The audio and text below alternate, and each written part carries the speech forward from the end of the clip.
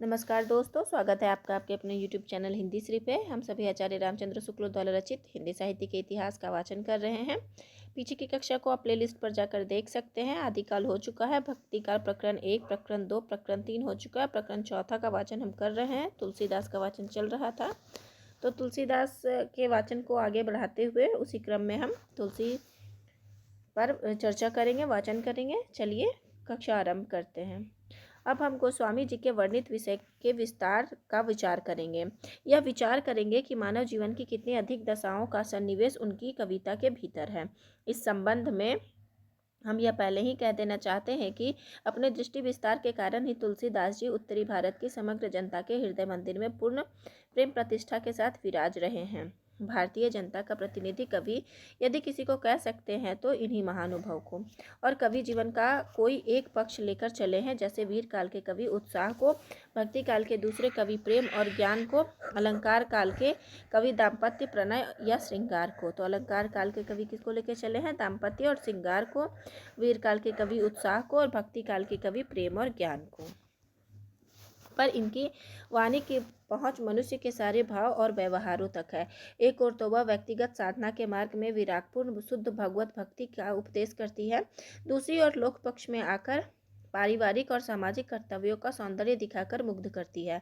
व्यक्तिगत साधना के साथ ही साथ लोक धर्म की अत्यंत उज्जवल छटा उसमें वर्तमान है। पहले कहा जा चुका है कि निर्गुण धारा के संतों की वाणी में किस प्रकार लोक धर्म की अवहेलना छुपी हुई थी। सगुण धारा के भारतीय पद्धति के भक्तों में कबीर, यहाँ देखिए, सगुण धारा की भारतीय पद्धति के भक्तों में कबीर, दादू आदि लोक धर्म विरोधी, यानी लोक जो धर्म है उसके विरोधी स्वरूप को यदि किसी ने पहचाना तो गोस्वामी जी ने पहचाना। उन्होंने देखा कि उनके वचनों से जनता की चित्तवृत्ति में ऐसे घोर विकार की आशंका है जिससे समाज विशृंखला हो जाएगा, उसकी मर्यादा नष्ट हो जाएगी। जिस समाज से ज्ञान संपन्न शास्त्र के विद्वानों, अन्याय अत्याचार के दमन में तत्पर वीरों और पारिवारिक कर्तव्यों का पालन करने वाले उच्चासे व्यक्तियों, पति प्रेम परायण सतियों, पितृभक्त के कारण अपना सुख सर्वस्व त्यागने वाले सत्पुरुषों, स्वामी की सेवा में मर मिटने वाले सच्चे सेवकों और प्रज्ञा का पुत्रवत पालन करने वाले शासकों आदि के प्रति श्रद्धा और प्रेम का भाव उठ जाएगा, उसका कल्याण कदापि नहीं हो सकता। गोस्वामी जी को निर्गुण पंथियों की वाणी में लोक धर्म की उपेक्षा का भाव स्पष्ट दिखाई पड़ा।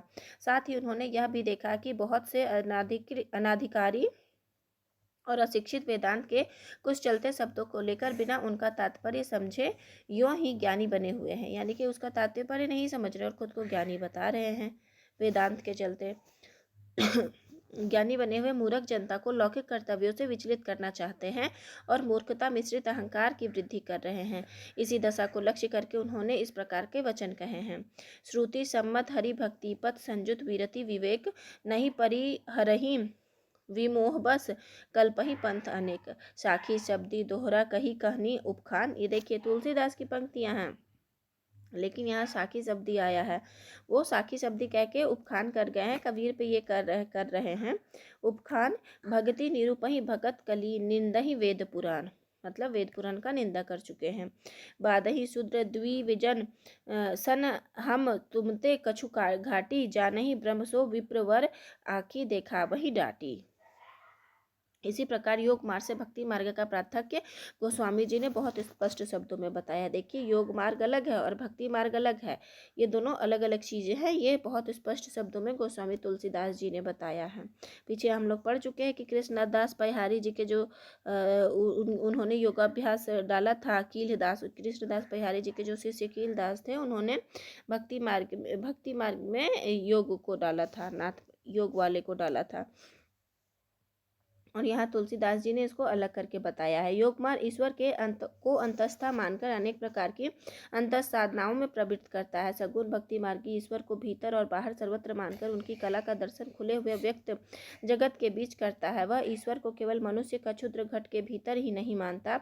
इसी से गोस्वामी जी कहते हैं, अंतर जामी हूँ ते बड़ बाहिर जामी है राम जो नाम लिए ते, पैज परे प्रहलाद हूँ को प्रगटे प्रभु पाहन्ते ना हियते।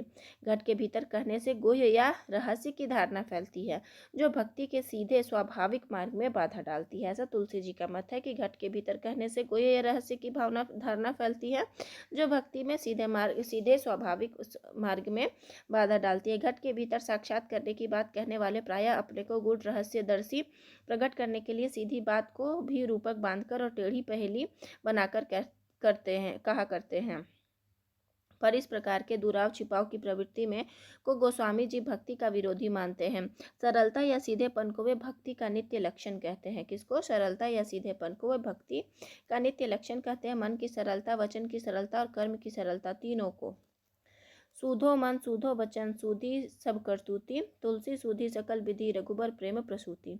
वे भक्ति के मार्ग को ऐसा नहीं मानते जिसे लखे कोई बिरले, वे उसे ऐसा सीधा साधा स्वाभाविक मार्ग बताते हैं जो सबके सामने दिखाई पड़ता है। वह संसार में सबके लिए ऐसा ही सुलभ है जैसे अन्न और जल। निगम अगम साहब सुगम राम साचिली चाह, अम्बु अशन अवलोकियति सुलभ सबही जग माह। अभिप्राय यह है कि जिस हृदय से भक्ति की जाती है वह सबके पास है। देखिए, जिस हृदय से भक्ति की जाती है वह सबके पास तो विद्यमान है ही।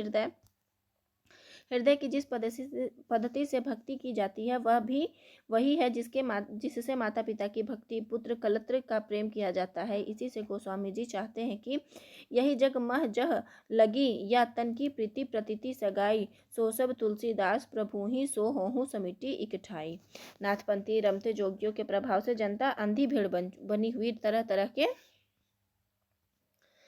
तरह के करामातों को साधुता का चिन्ह मानने लगी थी और ईश्वरोन्मुख साधना को कुछ बिरले रहस्यदर्शी लोगों का ही काम समझने लगी थी। जो सब हृदय सबके पास होता है वही अपनी स्वाभाविक वृत्तियों द्वारा भगवान की ओर लगाया जाता है। इस बात पर पर्दा सा डाल दिया गया था। इससे हृदय रहते भी भक्ति का सच्चा स्वाभाविक मार्ग लोग नहीं देख पाते थे। देखिए, क्या होता था कि सच्चा स्वाभाविक मार्ग भी लोग नहीं देख पाते थे। नाथपंथी जो थे और कुछ लोग जो थे रहस्यदर्शी, उनके द्वारा आम जनता तक ये पहुंच नहीं थी कि हम भी, आम जनता भी उसे भक्ति कर सकता है। ऐसा लोगों के मन में भावना बैठी हुई थी। उनको लगता था कि कुछ बिरले लोग ही हैं, कुछ ऐसे चमत्कारी लोग ही हैं जो भक्ति कर सकते हैं। लेकिन तुलसीदास जी इस पक्ष का पूरा कटाक्ष करते हुए उन्होंने सबके लिए सुलभ बताया था। हालांकि ये प्रवृत्ति रामानंद से ही चली जा रही थी, लेकिन वो तुलसीदास पूरे सबके ये पर छा गया था। सबके मन मस्तिष्क पर ये चीज़ें छा गई थी कि अब भक्ति सबके लिए सुलभ है। इससे हृदय रहते भी भक्ति का सच्चा स्वाभाविक मार्ग लोग नहीं देख पाते थे। यह पहले कहा जा चुका है कि नाथ पंथ का हठ योग मार्ग हृदय पक्ष शून्य है। देखिए, महत्वपूर्ण है, नाथ पंथ का हठ योग मार्ग हृदय पक्ष शून्य है। रागात्मिका वृत्ति से उसका कोई लगाव नहीं है, यानी राग प्रेम से, ईश्वर के प्रति लगाव से उनका कोई लगाव नहीं है। अतः रमते योगियों की रहस्य भरी वानियाँ सुनते सुनते जनता के हृदय में भक्ति की सच्ची भावना दब गई थी, उठने ही नहीं पाती थी। लोक की इसी दशा को लक्ष्य करके गोस्वामी जी को कहना पड़ा था कि गोरख जगाए जोग भक्ति भगाए लोग। गोस्वामी जी, और ये बहुत महत्वपूर्ण पंक्ति है गोस्वामी तुलसीदास जी की, जो गोरख जगाए जोग भक्ति भगाए लोग। गोस्वामी जी की भक्ति की पद्धति गोस्वामी जी की भक्ति पद्धति की सबसे बड़ी विशेषता है उसकी सर्वांग पूर्णता। जीवन के किसी पक्ष को सर्वथा छोड़कर वह नहीं चलती। सब पक्षों के साथ उसका सामंजस्य है। ना उसका कर्म न या धर्म का विरोध है, न ज्ञान से धर्म तो उसका नित्य लक्षण है। तुलसी की भक्ति को धर्म और ज्ञान दोनों से रसानुभूति कह सकते हैं। योग का भी उसमें समन्वय है, पर उतने ही का जितना ध्यान के लिए, चित्त को एकाग्र करने के लिए आवश्यक है। प्राचीन भारतीय भक्ति मार्ग के भीतर भी उन्होंने बहुत सी बढ़ती हुई बुराइयों को रोकने का प्रयत्न किया था। देखिए, बहुत सी बुराइयां बढ़ रही थी, उसको भी प्रयत्न किया था। शैवों और वैष्णवों के बीच बढ़ते हुए विद्वेष को उन्होंने अपनी सामंजस्य व्यवस्था द्वारा बहुत कुछ रोका, जिसके कारण उत्तरी भारत में वह वैसा भयंकर रूप ना धारण कर सका जैसा उसने दक्षिण में किया था। यही तक नहीं, जिस प्रकार उन्होंने लोक धर्म और भक्ति साधना को एक में सम्मिलित करके दिखाया, उसी प्रकार कर्म, ज्ञान और उपासना के बीच भी सामंजस्य उपस्थित किया। मानस के बाल कांड में संत समाज का जो लंबा रूपक है वह इसी बात को स्पष्ट रूप में सामने लाता है। भक्ति की चरम सीमा पर पहुंचकर भी लोकपक्ष उन्होंने नहीं छोड़ा। लोक संग्रह का भाव उनकी भक्ति का एक अंग था। कृष्णोपासक भक्तों में इस अंग की कमी थी। उनके बीच उपास्य और उपासक के संबंध की ही गूढ़ व्यंजना हुई। दूसरे प्रकार के लोक व्यापक नाना संबंधों के कल्याणकारी सौंदर्य की प्रतिष्ठा नहीं हुई थी। यहाँ देखिए दूसरे प्रकार के क्या हुआ, लोक व्यापक नाना संबंधों के कल्याणकारी सौंदर्य की प्रतिष्ठा नहीं हुई थी। यही कारण है कि इनकी भक्ति रस भरी वाणी जैसी मंगलकारिणी मानी गई, वैसी और किसी की नहीं मानी गई है। आज राजा से रंक तक के घर में गोस्वामी जी का रामचरितमानस विराज रहा है और प्रत्येक प्रसंग पर इनकी चौपाइयाँ कही जाती है। अपनी सगुणोपासना का निरूपण गोस्वामी जी ने कई ढंग से किया है। रामचरितमानस में नाम और रूप दोनों को ईश्वर की उपाधि कहकर वे उन्हें उसकी अभिव्यक्ति मानते हैं। नाम रूप दुई इस उपाधि अकत अनादि सु सामुझी साधी, नाम रूप गति अखत कहानी, समझत सुखद न परति बखानी, अगुण सगुण बिच नाम सुसाखी, उभय प्रबोधक चतुर दुभाखी। दोहावली में भक्ति के सुगमता बड़े ही मार्मिक ढंग से गोस्वामी जी ने इस दोहे के द्वारा सूचित की है कि तो ही लागही। ये याद रखिएगा, ये दोहावली की पंक्ति है। दोहावली की पंक्ति है कि तो ही लागही राम प्रिय की तू राम प्रिय होही, दुई मह रुचे जो सुगम सोई कीबे तुलसी तोही। इसी प्रकार रामचरितमानस के उत्तरकांड में उन्होंने ज्ञान की अपेक्षा भक्ति को ही अधिक सुसाध्य और अशुभ फलदायिनी कहा है। रचना कौशल, प्रबंध पटुता, सहृदयता इत्यादि सब गुणों का समाहार हमें रामचरितमानस में मिलता है। पहली बात जिस पर ध्यान जाता है वह है कथा काव्य। देखिए कथा काव्य, कथा भी है और काव्य भी है के सब अवयवों का उचित समीकरण। कथा काव्य या प्रबंध काव्य के भीतर इतिवृत्त, वस्तु व्यापार वर्णन, भाव व्यंजना और संवाद ये अवयव होते हैं। ना तो अयोध्यापुरी की शोभा, बाल लीला, नक्सिक, जनक की वाटिका, अभिषेकोत्सव इत्यादि का वर्णन बहुत लंबे होने पाए हैं, ना पात्रों के संवाद। यहाँ देखिए कि इतनी सारी बाल लीला पूरा उन्होंने कर दिया, लेकिन ना वर्णन बहुत लंबा है, ना पात्रों के संवाद बहुत लंबे हैं, ना प्रेम, ना शोक आदि शादी आदि भाव की व्यंजना। मतलब कोई भी चीज़ ऐसा नहीं है जो बहुत ज़्यादा वर्णित रूप में दिया गया है। इतिवृत्त की श्रृंखला भी कहीं से टूटती नहीं है। दूसरी बात है कथा के मार्मिक स्थलों की पहचान, यानी कि कहाँ उन्होंने मर्म स्थल पे रखा है कि और कौन से चीज़ को उजागर करना चाहिए, कौन सी चीज़ को कम रखना चाहिए, ये तुलसीदास में बहुत सटीकता से था। अधिक विस्तार हमें ऐसे ही प्रसंगों का मिलता है जो मनुष्य मात्र के हृदय को स्पर्श करने वाले हैं, जैसे जनक की वाटिका में राम सीता का परस्पर दर्शन, राम वन गमन, दशरथ मरण, भरत की आत्मग्लानि, वन के मार्ग में स्त्री पुरुषों की सहानुभूति, युद्ध में लक्ष्मण को शक्ति लगना इत्यादि। ये देखिए मार्मिक प्रसंग हैं। तीसरी बात है प्रसंगानुकूल भाषा, यानी जो भाषा प्रचलित थी वही। रसों के अनुकूल कोमल कठोर पदों की योजना तो निर्दिष्ट रूढ़ी ही है। देखिए रसों के अनुकूल कोमल कठोर पदों की योजना तो निर्दिष्ट रूढ़ी ही है, मतलब वो तो प्रचलित थी ही। उसके अतिरिक्त गोस्वामी जी ने इस बात का भी ध्यान रखा है कि किस स्थल पर विद्वानों या क्षितिजों की संस्कृत मिश्रित भाषा रखनी चाहिए और किस स्थल पर ठेठ बोली बोलनी चाहिए। घरेलू प्रसंग समझकर कैकेयी और मंथरा के संवाद में उन्होंने ठेठ बोली और स्त्रियों में विशेष चलते प्रयोगों का व्यवहार किया है। अनुप्रास की ओर प्रवृत्ति तो सब रचनाओं में स्पष्ट लक्षित होती है। चौथी बात है श्रृंगार की शिष्ट मर्यादा के भीतर बहुत ही व्यंजक वर्णन। जिस धूमधाम से मानस की प्रस्तावना चली है उसे देखते ही ग्रंथ के महत्व का आभास मिल जाता है। उससे साफ झलकता है कि तुलसीदास जी अपने ही तक दृष्टि रखने वाले भक्त न थे, संसार को भी दृष्टि फैलाकर देखने वाले भक्त थे। इस व्यक्त जगत के बीच उन्हें भगवान का राम रूप की कला का दर्शन कराना था। पहले चारों ओर दृष्टि दौड़ाकर उसके अनेक रूपात्मक स्वरूप को उन्होंने सामने रखा है, फिर उसके भले बुरे पक्षों की विषमता देख दिखाकर वह अपने मन का यह कहकर समाधान किया है, सुधा सुरा सम साधु असाधु जनक एक जग जलधि अगाधु। इसी प्रस्तावना के भीतर तुलसी ने अपनी उपासना के अनुकूल विशिष्टाद्वैतवाद सिद्धांत का आभास भी यह कहकर दिया है। याद रखिएगा विशिष्टाद्वैतवाद सिद्धांत का आभास भी यह कहकर दिया है, सिया राम मैं सब जग जानी करो प्रणाम जेरी जुग पानी। जगत को केवल राममय ना कहकर उन्होंने सिया राममय कहा है। महत्वपूर्ण है, जगत को केवल उन्होंने राममय ना कहकर सिया राममय कहा है। सीता प्रकृति स्वरूपा है और राम ब्रह्म है। प्रकृति अचित पक्ष है और ब्रह्म चित्त पक्ष है। प्रकृति क्या है? अचित पक्ष है और ब्रह्म चित्त पक्ष है। पलट देगा आपको कथन, महत्वपूर्ण है। छोटी छोटी चीज़ें हैं जो आपको लाइन, अगर आप हस्तलिखित नोट्स बना रहे हैं तो आप उसमें ज़रूर शामिल करें। यही चीज़ें आपको आपके लक्ष्य तक पहुँचाएंगी। अतः पारमार्थिक सत्ता चिद चिद विशिष्ट है। क्या है? परमार्थिक सत्ता क्या है? चिदा विशिष्ट है। यह स्पष्ट झलकता है चित और अचित वस्तु एक ही हैं। इसका निर्देश उन्होंने गिरा अर्थ जल बीची समकहियत भिन्न अभिन्न भिन्न न भिन्न। ये बहुत महत्वपूर्ण पंक्ति और एग्जाम में आपकी आई हुई पंक्ति है। बंदो सीता राम पद जिन्हीं परम प्रिय खीन कहकर किया है। रामचरितमानस के भीतर कहीं कहीं घटनाओं के थोड़े ही हेर फेर तथा स्वकल्पित संवादों के समावेशों के अतिरिक्त अपनी ओर से छोटी मोटी घटनाओं या प्रसंगों की नई कल्पना तुलसीदास जी ने नहीं की है।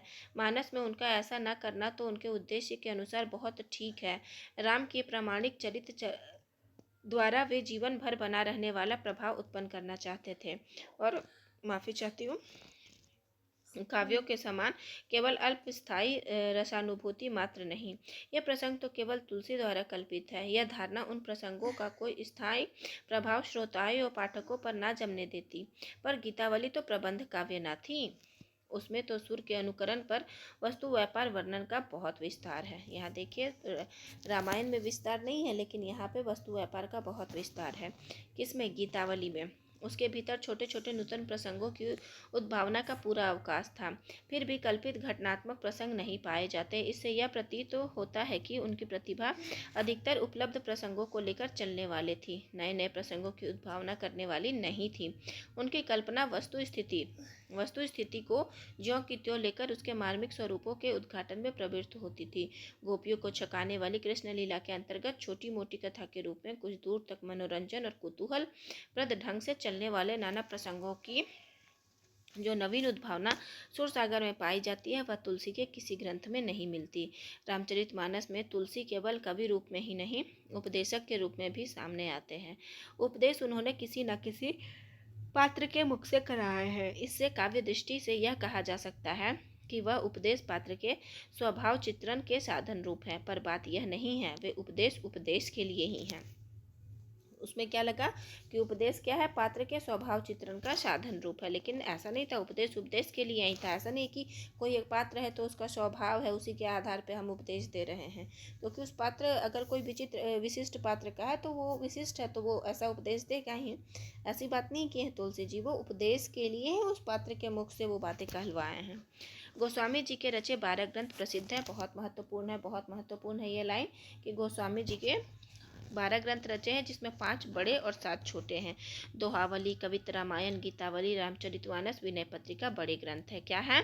दोहावली, कवित रामायण, गीतावली, रामचरितमानस और विनय पत्रिका। तो गीता, राम और गीता ऐसे कर सकते हैं। राम और गीता विनय के साथ दोहा में कवित रामायण करते हैं, कविता वाला रामायण पढ़ते हैं। ठीक है, फिर से सुन लीजिए ट्रिक। गीता और राम मिल करके विनय के साथ, विनय मतलब बड़े विनम्र भाव से दोहा वाली कवितों का रामायण पढ़ते हैं। बड़े ग्रंथ है। और राम ललन नहछु, पार्वती मंगल, हालांकि राम ललन नहछु और पार्वती मंगल ये प्रबंध काव्य है, लेकिन फिर भी ये छोटे ग्रंथ हैं।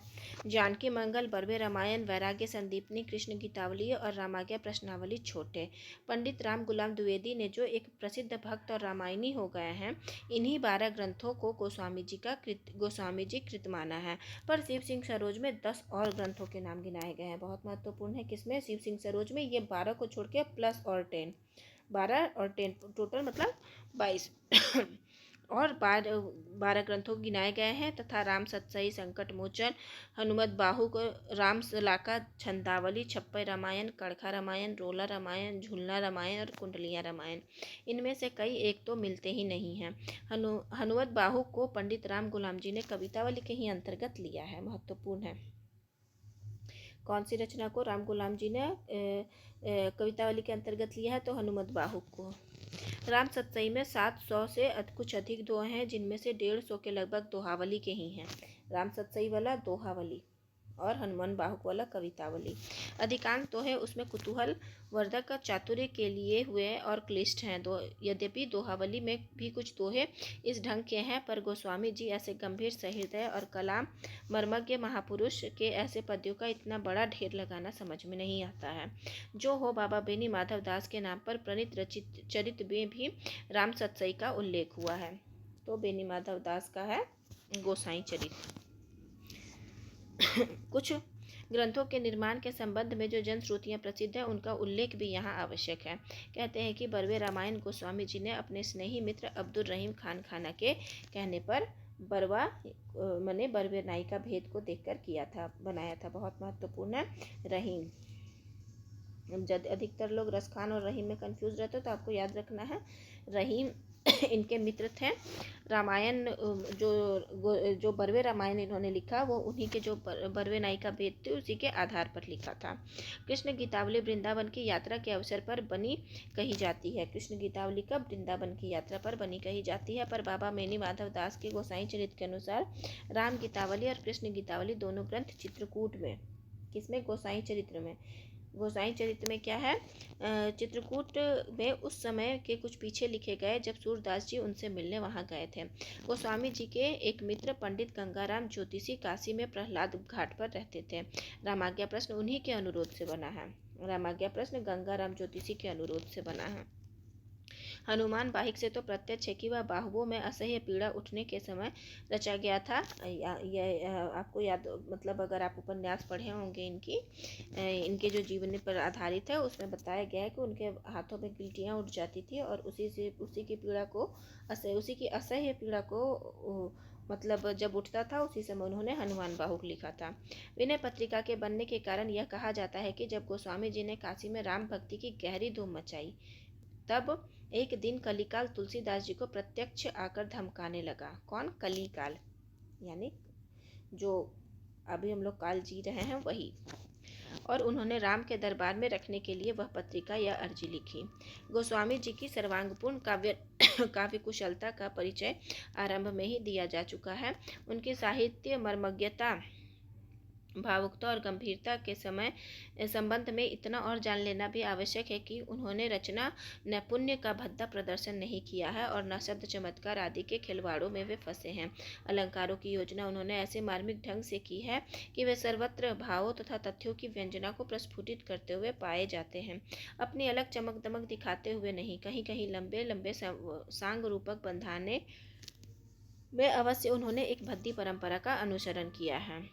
ये भी बहुत महत्वपूर्ण है कि ये जो भद्दी परंपरा, सब जानते हैं कि तुलसीदास जी के, शुक्ल जी के फेवरेट कवि तुलसीदास है, तो तुलसीदास जी के लिए ऐसी बातें कहना कि कहीं कहीं लंबे लंबे सांग रूपक याद रखिएगा कि सांग रूपक बांधने में अवश्य उन्होंने एक भद्दी परंपरा का अनुसरण किया है।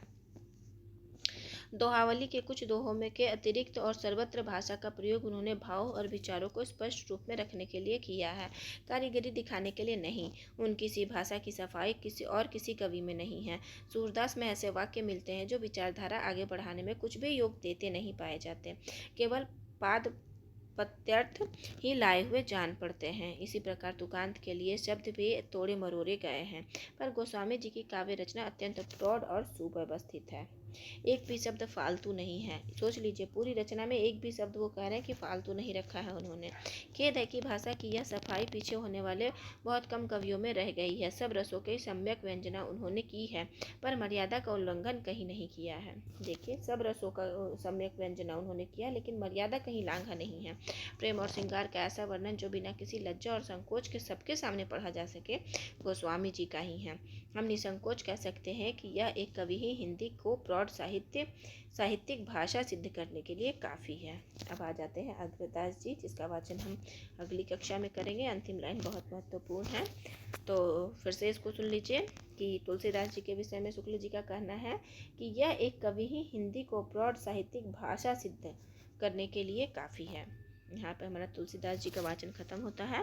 तो धैर्य से बने रहने के लिए आपका बहुत बहुत धन्यवाद। आशा करती हूँ यह वीडियो आपको लाभान्वित करेगी, और अगर आपको वीडियो पसंद आती है तो आप इसे लाइक कर लीजिए, चैनल को सब्सक्राइब कर लीजिए, ताकि एक भी कोई क्लास आपसे मिस ना होने पाए।